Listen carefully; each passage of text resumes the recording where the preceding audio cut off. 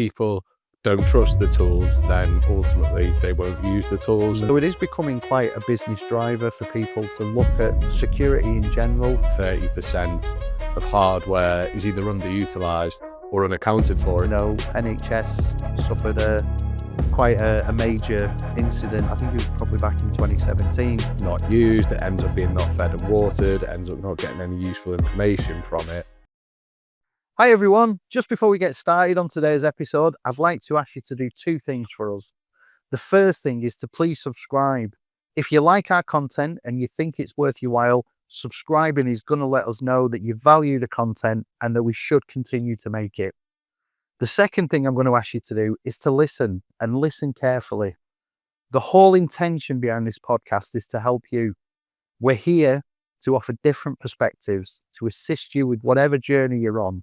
So please feel free to ask any questions in the comments or to make suggestions around future topics that we can cover on the podcast, and we'll do our best to get back to you.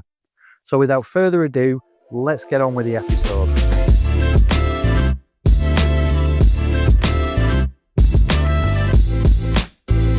Hello and welcome to this brand new episode of Head in the Cloud, the podcast brought to you by Certero. So on this episode, we're going to be talking with one of my colleagues, Neil Duffy. Hey Neil, how you doing? All good, Steve. How are you? Yeah, pretty good. Thanks, Neil.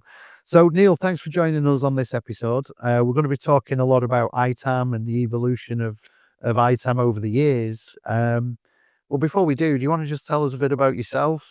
Yeah, sure. So I'm Neil. I've been at Certero since about September and I'm a solutions account executive. I've been in the IT industry now for 10, 11 years. And it's really interesting, the topic of this podcast, because in my experience previously and when I first started, I thought SAM was the most important part of ITAM and the only thing that people actually spoke about. And since I've been at Certero, I wouldn't say it's the opposite, but I would say that ITAM has a huge part in, asset management and is becoming more and more important, it seems. So yeah, really topical podcast topic at the moment. So Neil, quite an interesting topic for us today. No, definitely. And I think it's something that's becoming more and more relevant. I don't know if you've seen a change recently, but with Internet of Things, increasingly devices becoming fully remote, we're seeing ITAM come more to the forefront versus just being sort of SAM concerns that perhaps we saw previously. Yeah, absolutely. Totally agree. I think a big shift on that was, over the pandemic, remote working became much more commonplace. I think it's probably receding a little bit now, but I don't think it's ever going to go away. Pandora's box has certainly been opened, and, I think there's a lot of businesses still having huge amounts of remote workers. And yeah, I think certainly at that time, ITAM became much more prevalent. If you look back at in history, ITAM was a big thing back in the early 2000s when it kind of became a thing really around the Y2K. And then up until 2008, it kind of was all about the hardware. And then it kind of shifted from 2008 to being more about software asset management, and ITAM played a big part of that. But yes, totally agree. Since 2020, I think businesses have recognized more of a need to kind of keep track and keep control of the hardware. And it's got lots of benefits to that, Certainly, I think from our customers' perspective, people use it from a lifecycle management perspective.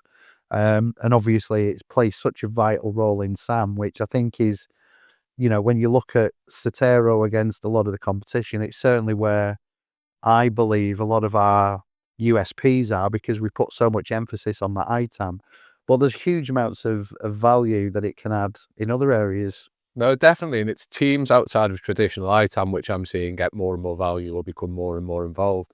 A recent Gartner study suggested that 30% of hardware is either underutilized or unaccounted for. And, if you're speaking to an organization that has 5,000 devices, that is a huge amount of money, but also a huge amount of risk. I think 27% of attacks come from unpatched or unidentified software. So if you extrapolate that across the 30% of 5,000, the risk profile becomes huge.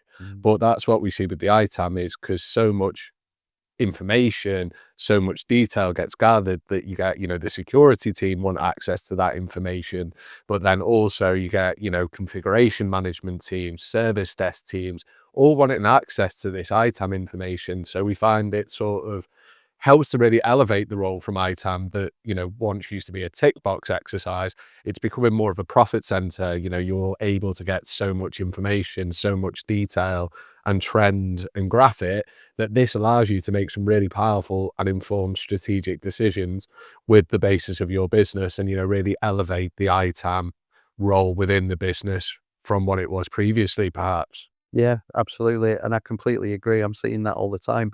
I think some of the, additional value that customers get from ITAM and SAM tools is certainly around the security side of things. There's plenty examples I can think of in the past where, Certero's been able to add additional value or just even additional support to customers that find themselves in those vulnerabilities. There was something that came out a few years ago, a vulnerability called Alt4J, Mm. very hard to detect and see where that is.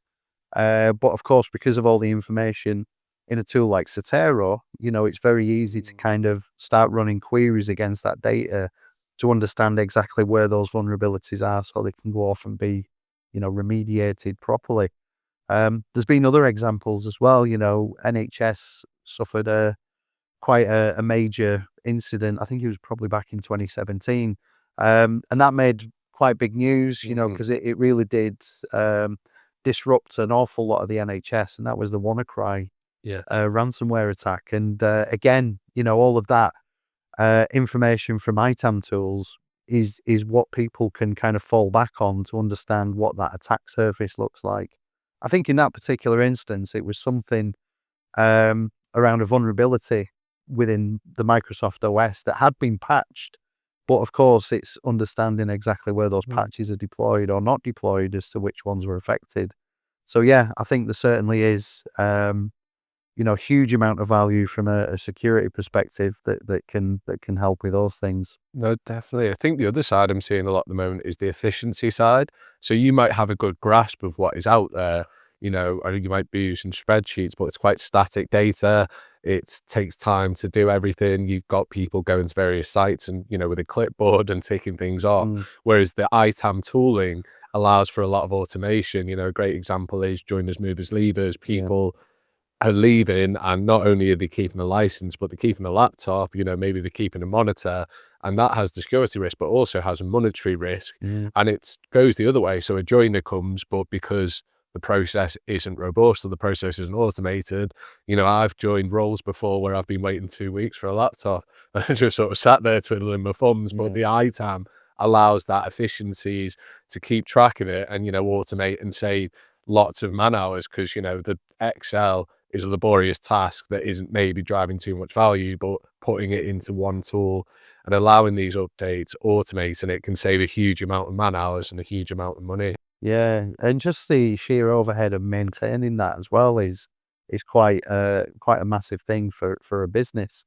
The cost of doing that with everybody involved would probably pay for an ITAM tool Yeah. to do it all automatically. So it's if anyone ever wants to look at an ROI, it's probably you probably only need to look at that. Never mind the cost of all the assets that you can actually reclaim and not put down to loss. No, definitely. And I think a great example recently that you've probably been more closely than me is the Windows 11 refreshes, Yeah, because you speak to a lot of people who are doing that just manually. It's like, oh, do they have the TPM chip? What's the processing power? Whereas if you have a tool, like Certero, it will tell you this is capable to be upgraded to Windows 11. And, you've got really large estates who are doing it by spreadsheet, doing it piecemeal. But our customers, you make a simple dashboard and you can see, oh, we only need to refresh 300 out the 8,000. The rest just need an upgrade. Whereas others, it's, how do you track that? How long does it take?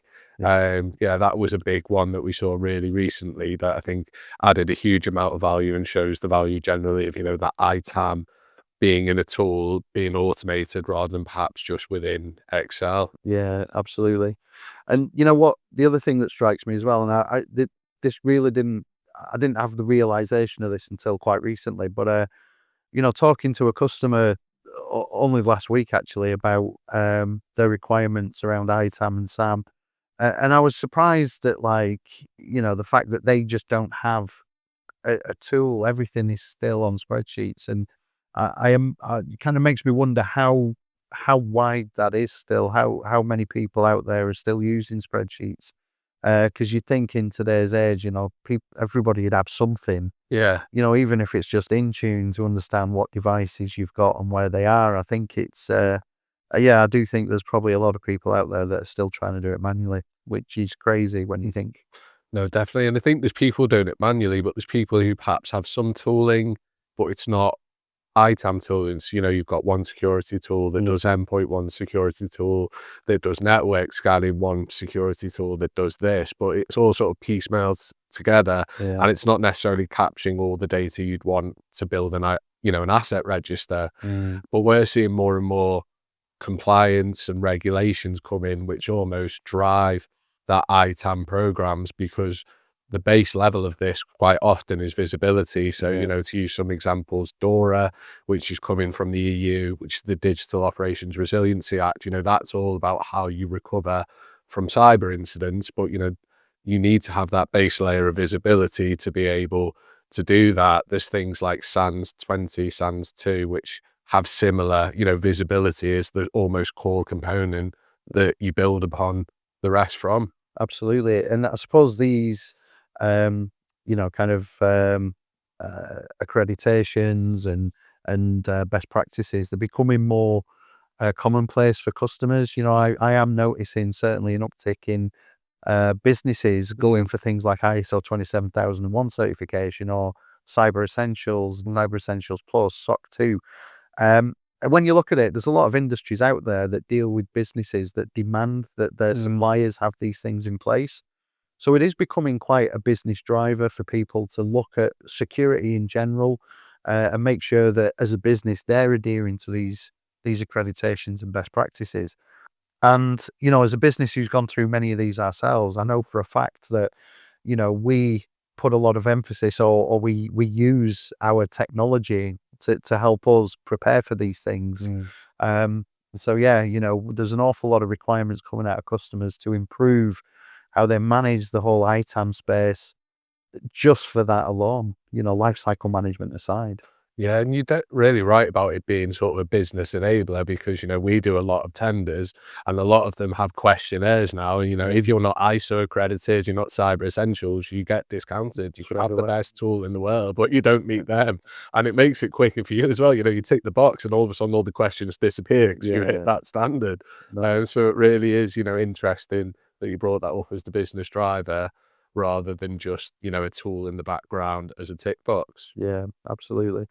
So I think security is certainly one area that we know it can add huge amounts of value. There's many other areas though. We speak to customers all the time who want to do ITSM integration, populating CMDBs. So there's certainly a huge amount of value that it can help in that regard as well. No, definitely. And I must have read Gartner just before this, because I read another stat from them, but it said only 25% of businesses are actually confident that their CMDB is trustworthy and up to date. And it's almost like, it's a lot of work to keep that CMDB, takes a lot of time. But if you're not, it's not trustworthy, it's not up to date, it's not dynamic, it sort of negates the point of it. It negates the business value of it. So, your point of integrating it, feeding it with that information is really key, I think. Yeah, absolutely. And just on a practical level, there's lots of things that an ITSM team or a service desk team would benefit from having access to up-to-date information, being able to triage support calls, link up-to-date asset information to users and support tickets. And obviously depending on the quality of the tool and how much information's in there, I can only really speak from experience of our own technology, but, things like right down to user drive mappings, so if users get disconnected from the shared drive, all the information's there in Certero to reconnect it. And there's lots of other things as well, right down to like the running processes on a device. So I think from a practical level, for sure, just to speed up that whole response and fix Yeah. process for a service desk. It's really key. But I think the other areas as well, just looking at the wider IT team, you mentioned Windows 11 earlier. Yeah. I know for a fact that we've helped a lot of customers through understanding and helping plan on how they migrate over to Windows 11, which again has been predominantly led by, a lot of the service desk people in terms of the actual doing. But also as well playing into the likes of finance roles, to be able to plan on how much money they're going to have to spend on replacing hardware that can't run Windows 11, and all of that because it's populating into the CMDB. If people have got SLAs or they've got reporting set up through their ITSM tool, it's great from our perspective because people can still continue to use them. It's just we're putting the information in there, or an ITAM tool's putting the information in there to keep it up to date and current.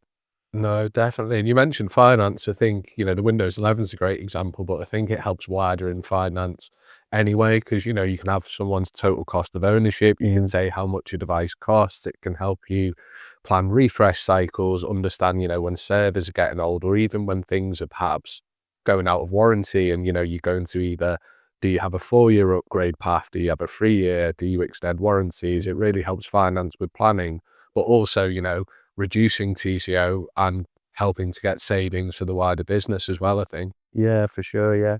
And I think certainly at the moment in the economy that we're in, I think those things play in nicely to any new customers that are looking to invest because, everything these days has to have an ROI associated with them. And in technology, it's not always about the ROI in terms of the benefits, but it's nice if you have one. It makes things easier from a business case perspective. So I totally agree with you there as well. It's quite a nice thing. Yeah, because I think traditionally it's, SAM or software asset management is where the more obvious savings would be. You reduce 30% off your M365, you use a monitoring tool to understand that people aren't using certain softwares and right size it. But, we've discussed quite a lot there.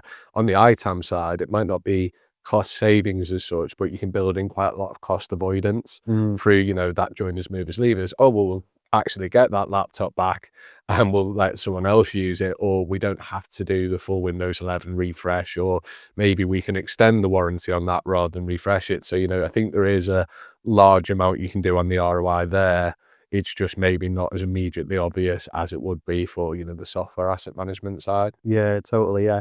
And you're right. There's lots of measurements you can put in place, and there are a huge amount of applications deployed in organizations at any one time that just aren't being used. And Gartner have got some interesting statistics around things like that. 30% you Yeah. mentioned around M365. I mean, that is Gartner's statistic around general software spend. Yeah. Every bit of software or every organization out there probably overspend 30% on the software. So yeah, I do believe that the hardware does get overlooked sometimes, and being able to attribute some form of saving against that is really good. Also, as well, just giving that visibility that we've got this amount of laptops that are 4 years old. Mm. If the general consensus is they're running fine, they might want to extend that and sweat it for another year and get 5 years out of the asset. So yeah, there's definitely a lot of value that ITAM can bring around the financial planning side of things as well. Um, in terms of other ways that we've seen customers benefit from this, we talk about security, we've talked about service desk integration, planning, how it feeds into SAM. Are there any other areas you think that we can add significant value as an industry? I think one that sprung to mind that does kind of time with Sam is auditing and compliance. So Mm. that seems to be a big thing at the moment. But, a lot of businesses will get audited this year. I think the statistics I've seen around are generally between 60 and 80%. And I think the other statistic is about 28% will incur some sort of financial impact from that. But I think what we see with auditors is they want you to have sort of 95% visibility. Yeah. So, if you don't know what hardware's out there, how do you get to that 95% visibility? Because what we generally see, isn't it, if you've got that 95%, the trust that you have some idea of what's going on, they will still audit you. But if you're below 95%, they almost don't trust anything you say because they say, you can't even manage your own estate. How are you going to manage our software? Um, Absolutely. Yeah. It's all about that confidence, isn't it? You're in control. Yeah. Yeah, absolutely. And as we touched on earlier, there's lots of tools out there. Yeah. Sometimes customers have many things. They Mm, might have a network monitoring tool, a security tool, an endpoint management tool, an ITAM tool, a mm. SAM tool. I think, do you feel it gets a bit confusing for customers having all these disparate systems and pulling all that information? That must be difficult, especially when you get two systems with conflicting information as well. Yeah, no, definitely it must be because I think people are getting more tools, not less, as IT becomes more and more complex, increasing security tools, increasing productivity tools, increasing, whatever tools. It just becomes harder and harder to manage. And where do you get that sort of single source of truth from? I Mm, guess is, a big issue and a big question for customers. And some things, like you said, only do networking, some things do endpoint, some things aren't designed for visibility, but, give you a bit of it from their nature. So yeah, it must be hard for customers. And, how do you consolidate? How do you sort of bring it into one and give you a tool that's usable and useful? yeah, absolutely. So, there's many things that obviously I know we do from a Yeah. single pane of glass perspective, and all of our efforts, I suppose, over the years has been to develop solutions that can manage all these different assets and pull it all into one place. I think a lot of the challenges that customers have when they use multiple tools is that they do ultimately want that single pane of glass view. Sure. And I think sometimes, customers would go off and they'd use the whole ITSM integration and try and populate a CMDB with several tools to kind of try and get there. But again, we've got this problem with Mm. conflicting information. Um, how do you feel that's kind of, do you feel that's a problem? Do you feel that's something that, people just don't realize there's other alternatives to, or? I think it's a mixture, and I think it's a good point, isn't it? If people don't trust the tools, then ultimately they won't use the tools, and Mm, they've paid however much money, normally quite a lot, but then it ends up being not used. It ends up being not fed and watered. It ends up not getting any useful information from it. So I think it becomes almost more than a hindrance than a help, and customers still aren't getting the data they need. Maybe someone senior management thinks, oh, they are getting that data. We bought that tool, it's fine, mm, but they're not actually using it. They're not able to, dashboard. They're not able to have business insights and build that actionable data to actually sort of make the tool work for them and take them, forward for all those things we spoke about, visibility, compliance, cost savings. So they might think, oh, I've got a tool that does it, but, you're not getting any valuable information from it. So it just sits in the background. Because I think a big thing we see certainly, and the wider industry says, it's the people, process, and yeah, technology. exactly. You sort of need all three, and I think what can often get lost is perhaps the process side. So you might have people internally who are tasked to manage it, but ITAM can be relatively niche in terms of a practice. Yeah. More often than not, I don't necessarily speak to ITAM managers or SAM managers. It's, chief technology, service desk managers, IT operation managers. So it's quite a specialized role in many ways. So it's Mm, creating that process as much as it is having someone capable as well, because you've got to build in the requisitions. How do you build in requests? How do you build in recycle? Building in not only the hardware journey of the life cycle, but how you do that hardware journey internally. yeah, no, absolutely. And there's quite an uptick at the moment for tools like Intune. Yeah. We go back 10 years, it was all SCCM. And, there is a thought process with a lot of customers that, well, I've got Intune, I get it, sometimes free as part of the Microsoft agreements or a heavily discounted cost, certainly. I feel that there's, certainly an element of, yeah, the data's there, but I think with tools like Intune, it's very, very restrictive in Mm. terms of getting that information out and running the reports that you need to run across that data Yeah. set to give you the answers to the questions that you're going to have as a business. And I think if you were to look at some of the big differentiators between a dedicated ITAM tool and tools like Intune, SCCM, which aren't ITAM tools, by the way, Mm. they're config management tools. They're to help deploy software, to Mm. manage the end user device in terms of what people can do with it and what applications are on there. But because there is information in there about the device, I think there's a common misconception that you can use that as an ITAM tool.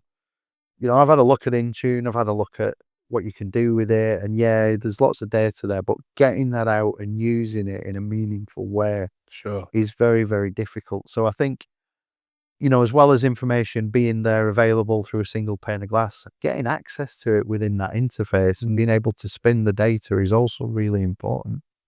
Yeah, no, I'd agree with it. And like, how's data presented? How do you action it rather than, it's almost like a different way of presenting a spreadsheet if it's that complex to model and understand and, present it to perhaps more non-technical people who need to see that, CFOs might not be the most technical, but they would really benefit from seeing that data. I mean, some CFOs might be really technical. Yeah, no, it's all good. I think from an ITAM perspective, though, there's certainly, I think, it's definitely on its way up again. I think there's definitely a resurgence in popularity. And again, that was probably spurred initially by the pandemic, but I think over the years as well, the security aspect is driving it in a huge, huge way.